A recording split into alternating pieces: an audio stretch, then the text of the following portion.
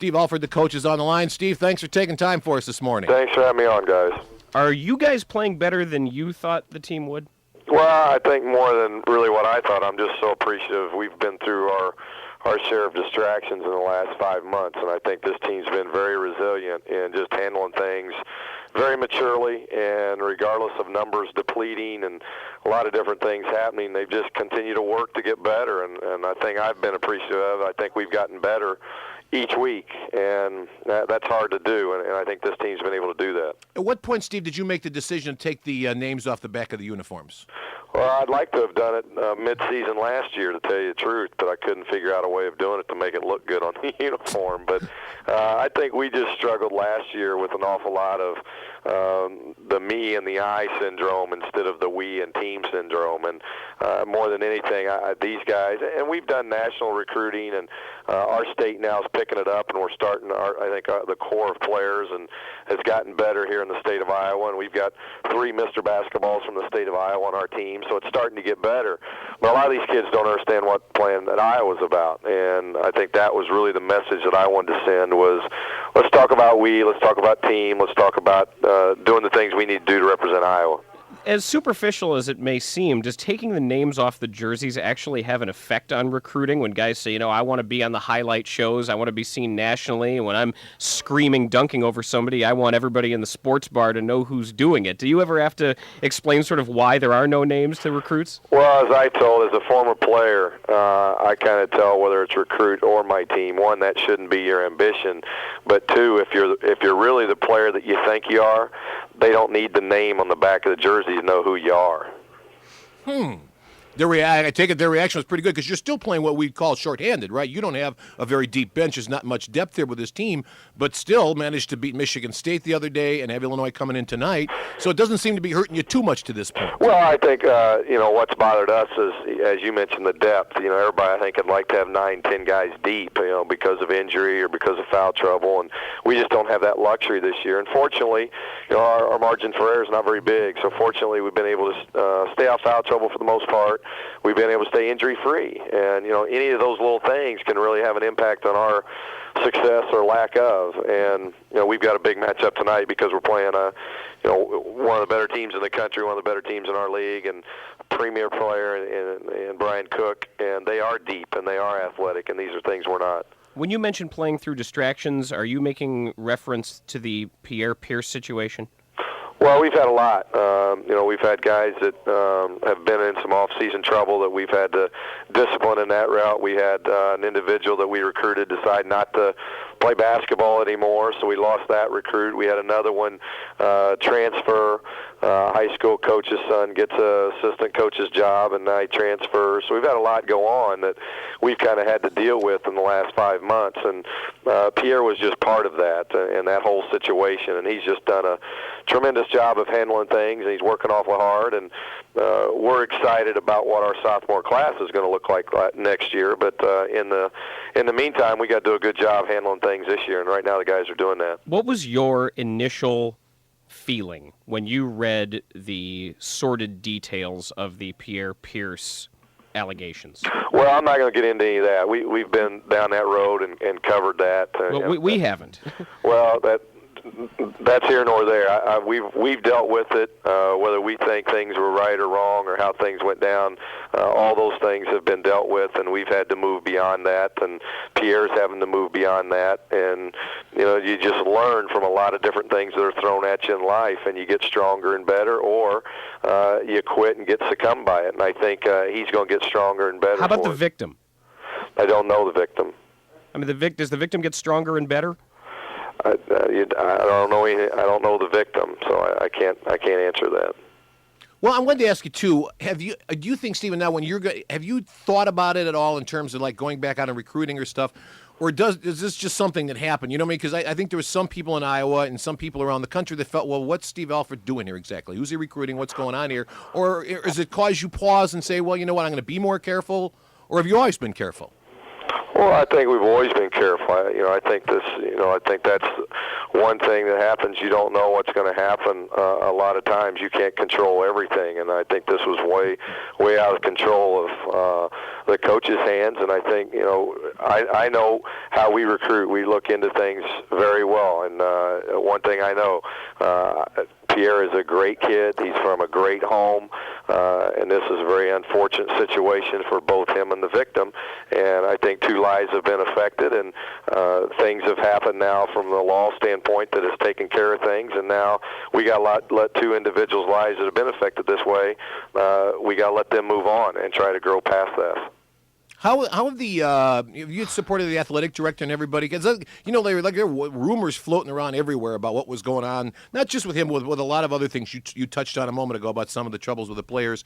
Was there ever any friction there where people were saying, what exactly is Steve Alford doing? Did you face any of that? No, not from anything that was of any importance. I mean, I don't count internet stuff, so anything from around our family and our basketball family, I felt nothing. Okay, because I think there was a lot of people started looking at this, and the early prognosis, obviously, for your team was this is really a deep hole, and obviously you guys, somehow you've managed to dig yourselves out of this, because at 10-3 and a win over Michigan State already under your belts, you've proven, I think, that this team, I don't know if it's a contender for the top of the Big Ten, but certainly it's not a pass for the other Big Ten teams. Well, adversity, I think, hits everybody individually. It hits basketball teams. It hits sport teams. We've all had to face adversity, and I think it's how you handle that adversity. You either take the high road and you be strong and you try to teach lessons through it and stay together as a team, or whether it's an individual instance, you surround him with every kind of support that you can, and you try to get better from it, or you hide in a hole and you succumb to it all, and it's 5, 6, 7, 10 years down the road where you're really trying to learn something, and that's what I appreciate about this team. We've had some adversity.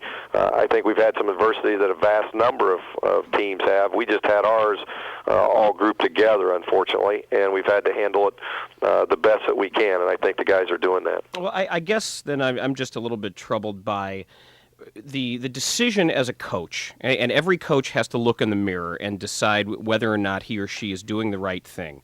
And I'm not talking about internet stuff. I'm talking about stuff that was reported here in the Chicago Tribune regarding the details of this particular incident, the violent stomach-turning details and specificity of detail. Why do you decide to surround him with support and hope that he learns from this and work with him rather than distance yourself from him? Well, one, I'm not that kind of person, and two, you're talking about things that are reported in things, and I've seen some of them. And again, I didn't know this interview was going to be turned into this. I thought we were going to talk about what's going on. So this is going on. No, it's not. I told you this is already behind us, and I told you two lives have been affected, and now they've got to move on, and they've got to make this situation and become, they've got to go on. You can't keep dwelling on something that's already happened, and I think the problem that's happened is that you don't always get everything in writing. And what I've tried to do, whether it's been with Pierre or his family, is really support him in every way I can. I don't think my job is to turn my back on an individual, a player of mine that has gotten into some trouble, and now I'm just supposed to turn my back on him and let him go. I think I have to be there for support, and that's what we're trying to do. Last thing, how much have you changed since you took your first college basketball coaching job? How much do you think you've changed as a person? Well, I hope I've just grown, because since when I first got my first coaching job, I didn't have any children. And my wife and I had been married for 5 years, and now we've got 3 incredible children that have grown to 10, 7, and 5. And so I would hope that I've worked as hard as I can to become a better husband, a better father, and hopefully in those 10, 11 years I've become a better, wiser, more experienced coach as well. Because we visited with you way back when, that first college coaching job, I believe, and it just seems like you changed. You're not the same, because when we visited with you way back when, which has been how many years ago are we talking here? It's been a number. That it just seems like you're a different guy now than you were then. And I can't exactly put a finger on it, but just sort of observing you and watching you around the Big Ten, it just seems like, I don't know, the rest of the Big Ten coaches are sort of, I don't know, nuts, I guess. I mean, we visit with all of them, and it just seems like you're not quite the same guy you were. And I don't know if it's a positive or a negative that you're not. Well, I don't know. You know what I mean? It just seems to me that you've changed a little bit. And it's like, I don't know if it's with the media or you're tired of it or, you know what I mean? Maybe you are. And there's nothing wrong with that. A lot of people are. You know it? Yeah, I mean, I wouldn't know. We've been very fortunate, and obviously I've been very blessed with the career I've had, and I'm very excited about the position that I have here at the University of Iowa, and I think we've gotten off to a good start. We've had some rocky times here in the last year that we've had to deal with those the best that we can, but we've been able to win a Big Ten tournament championship, and then we had a tough year last year and not meeting expectations, and now we're just trying to get back to doing what we think's doing the right things and playing Iowa basketball the way we like to play. But as far as I've had to deal with media since I was 16 Right. years of age, so I don't know if I've changed, anymore. I don't remember the interview that you're talking about, how many years ago that was, but I think there is a difference of how you handle media when you're at Manchester College Yes. and when you're at the University of Iowa. That's where it was, yeah. I mean, it just seemed like it was kind of breezy and light, and like a lot of the Big Ten coaches are when we visit with them. And now I just see sort of an edgier side to you that I didn't see way back when. And maybe it was always there. Just like it's a little edgier side to you when I see you around Big Ten people and media and so forth than there is actually with the rest of the Big Ten coaches, I think. Is that something you notice, or you don't even think about it? I'd say yes to both. Okay. All right. Well, we do appreciate your time. I hope you don't. Was it torturous? Steve, thank you for joining us. We appreciate it. Thank you. All right. Thanks. That's Steve Alford, head coach of the Iowa Hawkeyes. Won't be hearing from him again on Sports Radio 670. Ken Monson will talk to us. The Score.